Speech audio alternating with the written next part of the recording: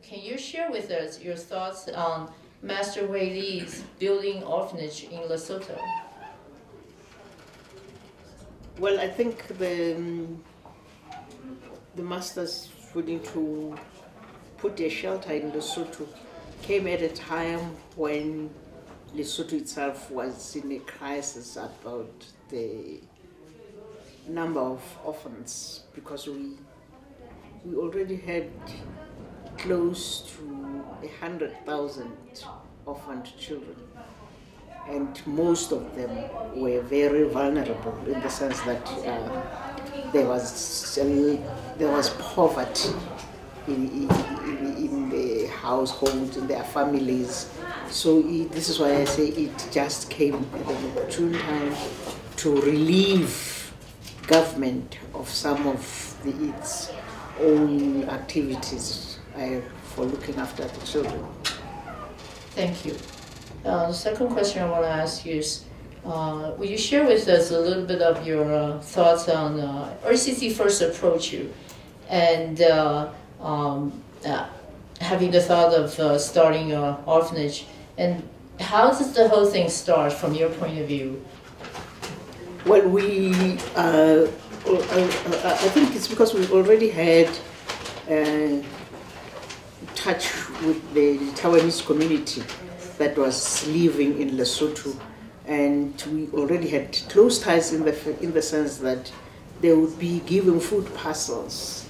So when the master came, it wasn't a new thing for them to want to help, but then this took a different angle altogether, and it was highly appreciated. Well, like in any other country, the bureaucracy will still be there, and the government, which is responsible for the welfare of its own people, had to make sure that you are bringing in people of a good reputation, people that are not coming to exploit the orphaned children and all that. So yes, at the beginning they were a bit skeptical about having the center, but when they explained what they do, and when the Malawi children came, and it sort of began to dawn on everybody. Great. Otherwise the government would not have given them land, because even though it's community, the council that gave them, but that's the response. We could actually say at the top it was the response from government. Okay. Next question is, ACC is a Buddhist organization, and I understand that Lesotho is mainly a Christian country. Can you share your thoughts on this area of the topic here? Yes, the majority of people are Christians, but I think you are aware we also have Muslims. So having the Buddhists, it's not something very strange to Lesotho. Well, it's another form of religion that they are not used to, but then like the Muslims, and we have seen a lot of our people, maybe 1% or so, have converted into the Muslim religion. So Buddhism, I think they took it in the same category. Okay, thanks.